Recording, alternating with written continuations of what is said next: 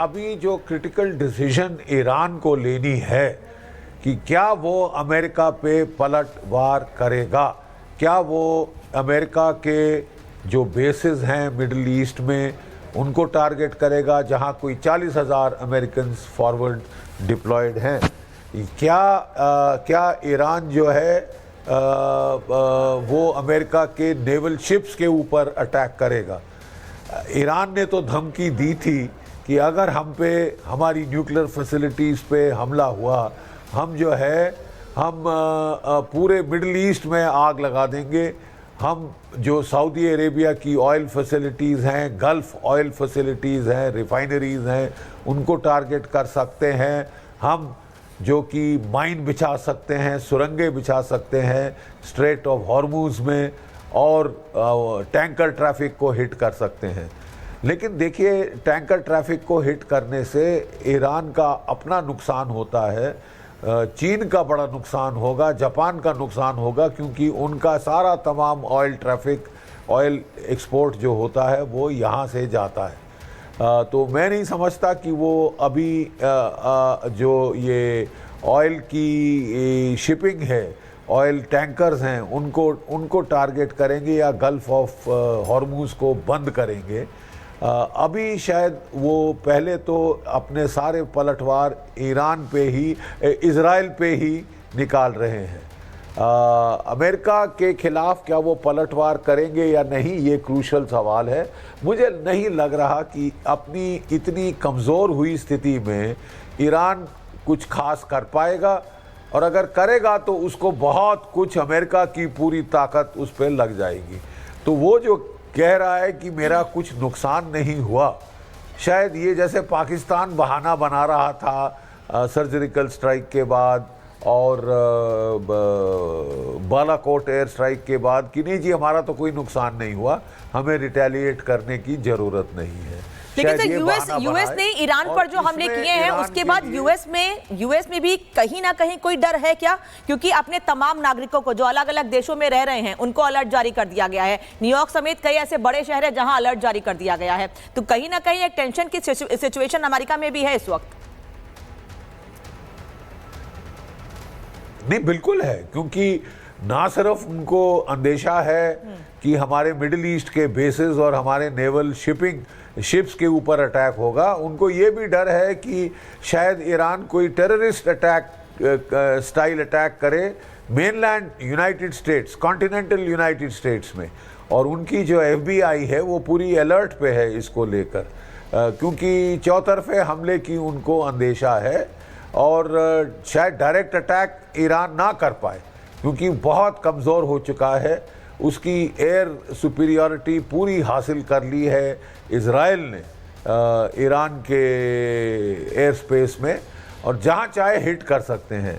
आज उन्होंने हिट की हैं उनकी एयरफील्ड्स, लेकिन अपनी रेजिस्टेंस दिखाने के लिए कि मैं हारा नहीं, मैं I am still in the fight, ये दिखाने के दर्शाने के लिए ईरान जो है इज़राइल के ऊपर मिसाइल्स फायर करते जा रहा है। कब तक कर सकता है? अंदाज़ा है कि कोई 4,000 मिसाइल्स हैं ईरान के पास, ठीक है।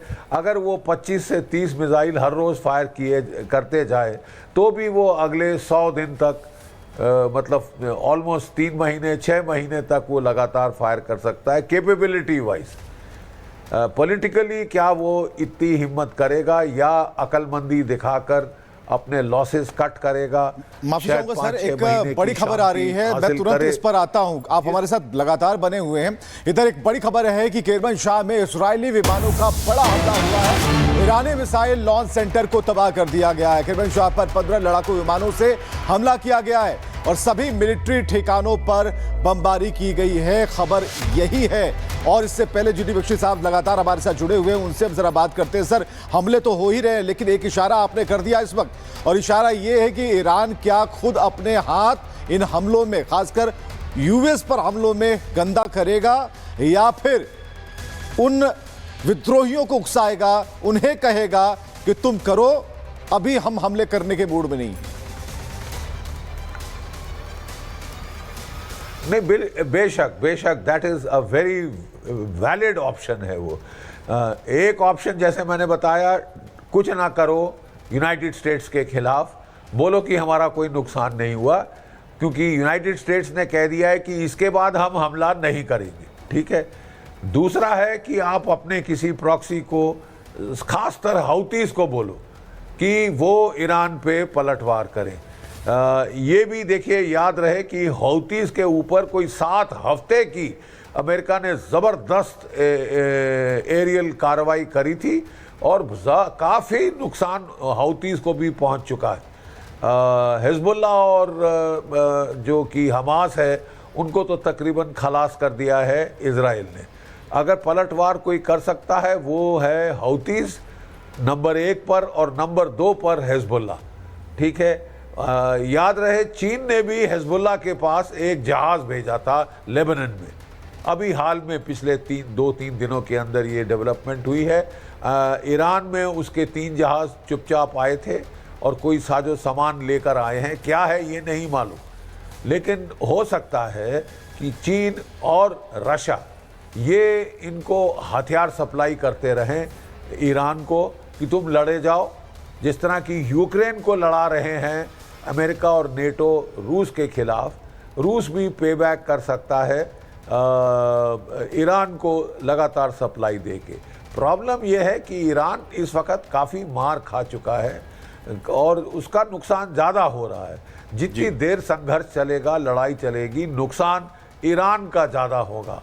हालांकि वो छोटा मोटा नुकसान हर रोज़ पहुंचाता रहेगा इजराइल के ऊपर, और इजराइल को भी सोचना पड़ेगा कि कब तक वो अपने जान माल का नुकसान बर्दाश्त कर सकता है। इकॉनमी में उसकी भी मंदी आ रही है, तो वो भी ज़्यादा देर तो इसको चला नहीं सकता परसिस्टेंट वॉर। लेकिन अब देखना यह है कि ईरान क्या बैक ऑफ करता है कि नहीं करता। अक्लमंदी ईरान के लिए होगी कि वो फिलहाल के लिए बैकआउट कर जाए, और एक अटकल लगाई जा रही है कि अब ईरान पूरी कोशिश करेगा कि वो कोई न्यूक्लियर बॉम्ब बना ले चुपचाप से। कहा गया था कि फोर्दो के ऊपर हमले के पहले ईरान ने अपना जो 400 किलोग्राम एनरिच्ड यूरेनियम है 260%, जिससे भी क्रूड बॉम्ब बन सकता है। वैसे 90% की प्योरिटी चाहिए, ठीक है। तो ये लेके वो चुपचाप से मदद लेके अपने और नॉर्थ कोरिया से, चीन से, पाकिस्तान से वो बॉम्ब बनाने की कोशिश। बिल्कुल। तो ईरान बैक ऑफ करेगा या नहीं? फिलहाल तो ईरान धमकी भरी भाषा का इस्तेमाल कर रहा है। आपको रोक रहे हैं सर माफी के साथ। एक बड़ी खबर है, बड़ी खबर ये है कि जो ड्रोन है, अब ड्रोन अटैक भी हो रहा है, और ड्रोन अटैक से जुड़ी एक बड़ी खबर, खुर्रामाबाद इलाके में हरमीस ड्रोन गिराया है ईरान का दावा। इजरायली ड्रोन को मार गिराया। दोनों तरफ से वार पलटवार का दौर जारी है और इजरायल अटैक कर रहा है, तो ईरान भी कह रहा है कि हमने उनके ड्रोन को मार गिराया। और तस्वीरें देखिए, ये खुर्रामाबाद ईरान का इलाका है। इजरायली ड्रोन को जहां पर मार गिराया गया आसमान में ही। हालांकि कई इजरायली ड्रोन का हमला और बहुत सटीक होता है, घातक होता है। कई बार ईरान के एयर डिफेंस सिस्टम नाकाम हो जाते हैं, मिसाइल अटैक भी होता है, लेकिन ये ड्रोन का हमला एक बार फिर से इजराइल की तरफ से किया गया, लेकिन उसे नाकाम कर दिया गया। 2 तस्वीरों के जरिए समझिए इसे। हरमीस ड्रोन नाम है इसका, जिसे मार गिराया गया, और जब नीचे गिरा तो उसका मलबा देखिए। ये वो मलबा है जो इजरायली ड्रोन है का मलबा गिरा। और जीडी बख्शी साहब हमारे साथ जुड़े हुए हैं। ड्रोन मिसाइल अटैक लगातार सर दोनों तरफ से जारी है, लेकिन आपकी बात को हम आगे बढ़ाते हुए कि ईरान बैक ऑफ करेगा कि नहीं, तो फिर क्या अमेरिका ने जो संकेत दिए हैं, डोनाल्ड ट्रंप ने आज जो कहा है, मागा आप तक कहते थे, अब मीगा, मेक ईरान ग्रेट अगेन, तो क्या तख्ता पलट की भी संभावना आपको नजर आ रही है? हाँ, देखिए, ये इजराइल ने बिल्कुल डिक्लेरेटरी तौर पे कहा था कि हमारा एम है कि हम न्यूक्लियर फैसिलिटी को तबाह कर देंगे, नंबर 1। नंबर 2 कि हम ईरान में रेजीम चेंज करेंगे, यानी आयतुल्लाह की जो थियोक्रेसी है उसको हटाकर या तो शाह के बेटे को लाएंगे या कुछ और वहाँ पे समीकरण होगा। प्रॉब्लम यह है कि जब तक आप बूट्स ऑन द ग्राउंड ना डालें, रेजीम चेंज एनफोर्स करना इतना आसान नहीं है। शहरों के अंदर जहां पढ़े लिखे लोग हैं, पढ़ी लिखी लड़कियां हैं, वहां तो रिजीम के खिलाफ काफ़ी आक्रोश है, गुस्सा है और लोग काफ़ी तंग आए हुए हैं ये जो तानाशाही है आयतुल्लाहs की। लेकिन जो गांव हैं और ज़्यादातर ईरान की पॉपुलेशन रूरल एरियाज़ में है, वहाँ पे आयतुल्लाहs का होल्ड काफ़ी स्ट्रॉन्ग है। मैं नहीं समझता इतनी आसानी से रिजीम चेंज होगा। रिजीम चेंज आप मान लें कि आप आयतुल्लाह खामैनी को मार भी डालते हैं, उसको स्ट्राइक करते हैं, एयर स्ट्राइक, मिसाइल स्ट्राइक करते हैं और उसको खलास कर देते हैं, तो क्या गारंटी है कि 3 तो उसने नॉमिनेट कर दिए हैं आयतुल्लाह कि अगर मैं मारा गया तो इन 3 में से एक आयतुल्लाह बन गया, उसने ऑलरेडी नॉमिनेट कर दिए हैं। और एक और बड़ा खतरा सामने आ रहा है, इजराइल ने पहले ही दिनों में कोई 20 टॉप IRGC के कमांडर, उनकी जो IRGC का कमांडर था मेन वो मारा, उसकी रिप्लेसमेंट को मार डाला, एयरफोर्स के कमांडर को मारा, इंटेलिजेंस चीफ को मारा, ड्रोन कमांडर को मार दिया, 20 टॉप कमांडर खलास कर दिए, नॉन न्यूक्लियर साइंटिस्ट खलास कर दिए।